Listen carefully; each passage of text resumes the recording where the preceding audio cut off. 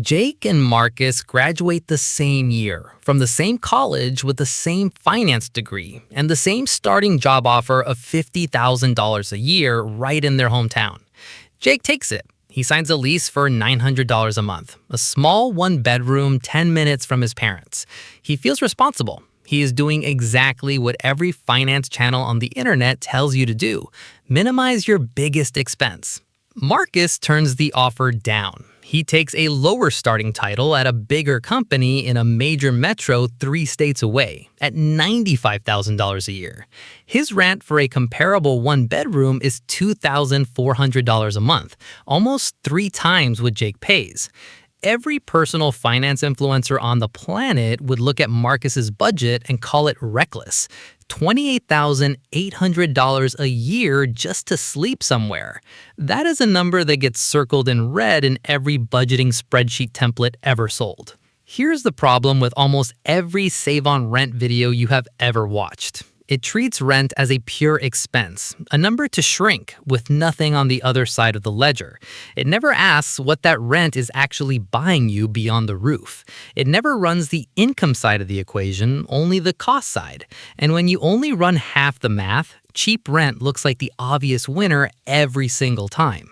This video runs the other half. What actually happens to 2 identical people over 20 years when one of them treats rent as a bill to minimize and the other treats it as the price of admission to a market that pays him more? By the end of this, you'll know exactly when high rent is a mistake, when it is one of the highest return decisions a young professional can make, and why the phrase "rent is throwing money away" hides more than it reveals. Before the numbers, if breakdowns like this are useful to you, go ahead and subscribe now. This channel runs the complete math on the decisions personal finance content usually oversimplifies, not the version that fits on a thumbnail. Subscribe and turn on notifications so you don't miss the next one. Jake's numbers in year 1 look clean. $50,000 a year, roughly $3,400 a month after tax. Rent at $900 leaves him $2,500 for everything else. He drives 15 minutes to work in a paid-off car. His expenses are low, his stress is low, and every finance calculator on the internet would tell you he is winning. Marcus's numbers look messy by comparison. $95,000 a year, roughly $5,900 a month after the higher tax bracket and higher cost of living adjustments that come with a major metro. Rent at $2,400 leaves him $3,500 for everything else. But everything else costs more too. Groceries run him $400 more a month than Jake pays. Parking, if he even keeps a car, costs more than Jake's entire car payment.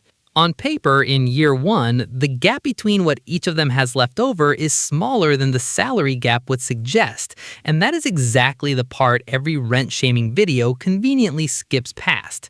High rent comes bundled with a high cost of everything else attached to it. But here's what neither budget captures in year 1, because it hasn't shown up yet.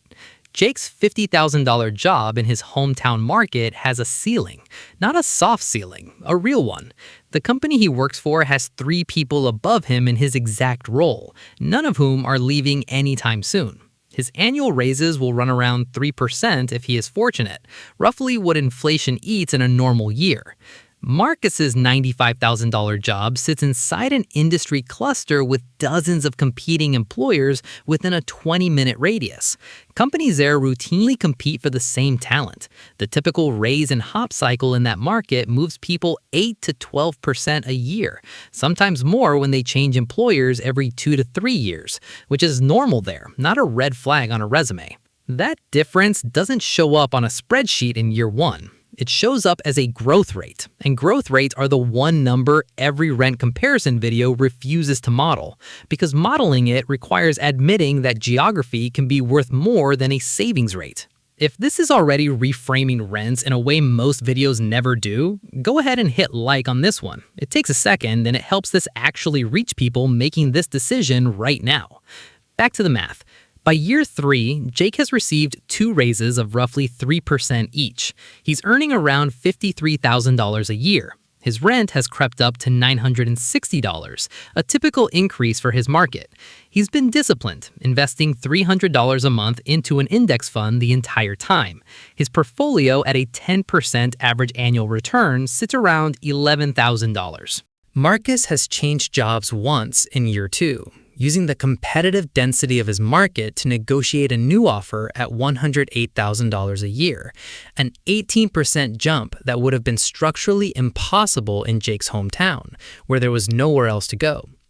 His rent has also risen to $2,600, but because his income jumped so much faster than his cost of living did, his monthly investable surplus grew from $600 in year 1 to just over $1,100 by year 3. He has been investing that difference the entire time. His portfolio, at the same 10% average return, sits around $34,000. Jake is paying less than half of what Marcus pays in rent. Marcus's portfolio is already 3 times the size of Jake's. This is the part of the comparison that gets called reckless by anyone only looking at the rent line, and it is a part that gets ignored by anyone who has never actually modeled what a market with real income mobility does to your long-term numbers. And this is still year 3. This gap has not even started compounding yet. Here is the mechanism underneath all of this, the one no cheap rent video ever names directly. Cost of living is roughly the same everywhere over a career because it moves with inflation no matter your zip code. Income potential is not the same everywhere. It varies by an order of magnitude depending on which market you are standing in. When you minimize rent by choosing the cheapest available city, you are not just minimizing a cost, you are capping the compounding engine that actually builds wealth, which is income growth, not the size of your first apartment. Every dollar of extra income Marcus earns from operating inside a competitive, high-paying market compounds twice, once through direct investing, and again through the negotiating leverage that a competitive job market gives him every time he's up for a raise or a new offer. Jake's raises are capped by what one employer with no local competition for his labor is willing to pay to keep him. Marcus's raises are set by what a dozen employers are willing to pay to take him. That is not a personality difference. That is a structural difference built into the geography both of them chose, and it is a direct consequence of the same decision that determined their rent. There are hidden costs on Jake's side too, the ones cheap rent advocates never account for.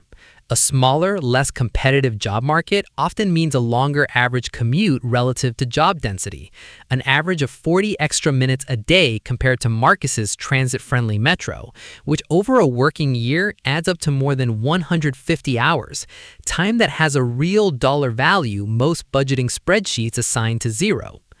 A market with fewer employers competing for talent also means fewer chances encountered organically through casual industry events, conferences, and cross-company friendships, the kind of soft networking that produces unplanned job offers years down the line. None of that shows up as a line item in a monthly budget. All of it shows up eventually as a missed raise, a role never offered, or a ceiling that never had to exist. This is usually the point in a video like this where people click away, right before the numbers get uncomfortable. Stay for one more time jump, because year 5 is where the gap stops being theoretical. By year 5, Jake is earning approximately $56,000. His rent sits around $1,000. His investable surplus has grown modestly to around $350 a month. His portfolio, with steady contributions at 10% average growth, is approximately $24,000.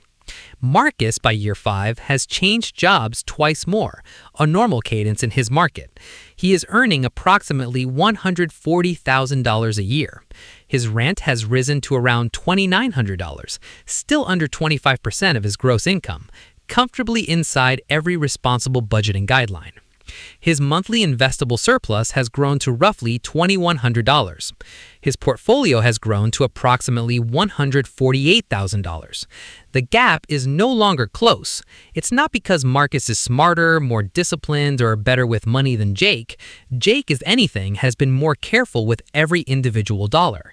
The gap exists because Marcus put himself inside a market where his labor was worth structurally more, and he let compounding act on the difference for 5 straight years. Remember that 18% raise back in year 2, the one that felt small at the time? Watch what it turns into. By year 10, Jake is earning approximately $65,000 after one modest promotion. His portfolio has grown to approximately $60,000.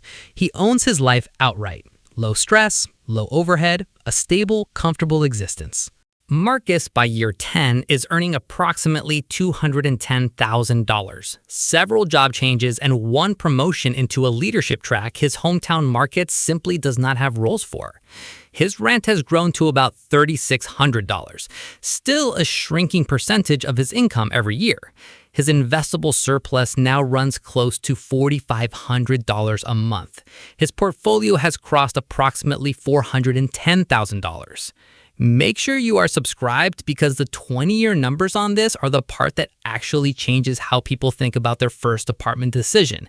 And there is a follow-up video coming on exactly how to run this calculation for your specific market. Subscribe now so you catch it. By year 20, Jake, now in his mid-40s, is earning approximately $85,000. He has built a stable, respectable portfolio of roughly $210,000 through 2 decades of consistent contributions. That is a genuinely solid outcome, better than the majority of American households ever reach, and nobody watching this should hear his numbers as a failure. Marcus, by year 20, is earning approximately $390,000, sitting inside a senior track that exists almost exclusively in the market he chose to move to at 22. His rent, now around $5,200, has fallen to under 16% of his gross income, the exact opposite of the trajectory every rent-shaming video assumes high earners eventually hit. His portfolio, compounding on a monthly surplus that has grown nearly every year for 2 decades, sits at approximately $1.9 million. The gap between them at year 20 is not explained by discipline, luck, or market timing. It is explained almost entirely by one decision both of them made at 22, whether to treat their first rent number as a cost to minimize or as the price of entry into a market that could pay them structurally more for the rest of their career. Before you go rent the most expensive apartment you can find, watch this next part because it is a difference between this working for you and this wrecking you. Now, let's be equally honest about the other side because a video that only shows the case for high rent is doing exactly what the cheap rent videos do, just in reverse. High rent is not automatically a wealth hack. It only works under specific conditions. It only works if the income gap between markets is real and structural, not marketing. Moving somewhere expensive for a job that pays roughly the same as your hometown offer is not this strategy. It is just overpaying for the same outcome. Check the actual median compensation for your field in both markets before assuming the math favors the move. It only works if you actually invest a surplus. Every one of Marcus's numbers assumes he redirected his growing gap into an index fund instead of letting his spending rise to match his income. The same lifestyle inflation trap that quietly erases high earners' advantages every single year. A Marcus who spent his raises instead of investing them ends up with a worse outcome than Jake, despite earning 4 times as much. It only works if your field genuinely has geographic income mobility. Plenty of careers pay roughly the same no matter where you practice them. Teaching, many healthcare roles, government work. In those fields, moving to a high rent market for a marginal salary bump is close to pure cost with no offsetting benefit, and Jake's strategy is simply correct. And it only works if you can actually absorb the downside. High rent in a competitive market means less margin for a layoff, a slow month, or a bad year. If your income is unstable or if you do not have an emergency fund that could cover several months of that higher rent, the fragility this strategy introduces can outweigh the long-term upside it's built on. Checking whether your own field actually has this kind of geographic spread does not require guesswork. Public compensation data by metro and job title exists for almost every profession now, and the gap either shows up clearly or it does not. If the same job title shows a real, repeated spread of 30, 50, even 80% between markets, you're looking at a Marcus field, and staying in the cheapest one on purpose is the actual mistake, not the rent. So here's the honest answer. High rent is a mathematical wealth hack when your field has real geographic income variance, when the market you are considering can be verified, not assumed, to pay meaningfully more for the same work, when you have the financial cushion to absorb a rough stretch, and when you actually have the discipline to invest the growing gap instead of letting your lifestyle rise to meet it. Cheap rent is the correct strategy when your income potential doesn't vary much by location, when stability matters more to you than maximum lifetime earnings, when you're early in building an emergency fund and can't absorb the fragility of a high-cost market yet, or when the better market you're eyeing doesn't actually pay enough more to justify the jump once you run your specific numbers, not the national averages. If you haven't run this calculation for your own field yet, that's the actual homework this video is pointing you toward. Not moving to the most expensive city you can find and not assuming your hometown rent is automatically the responsible choice either. There's a follow-up video coming that walks through exactly how to calculate whether your specific field and specific market combination clears the bar using real income data instead of guesswork, so make sure you're subscribed for that one. But before you go, the question that actually matters here is not whether high rent is good or bad in general. It's whether the rent you're paying right now is buying you access to a bigger market, or just buying you square footage. Those are two completely different financial decisions wearing the exact same monthly bill. If this changed how you think about your own rent number, go ahead and hit like before you leave. It genuinely helps this reach people making this decision for the first time. And drop a comment. Are you in a Jake market, a Marcus market, or somewhere in between? I read them all. See you in the next video.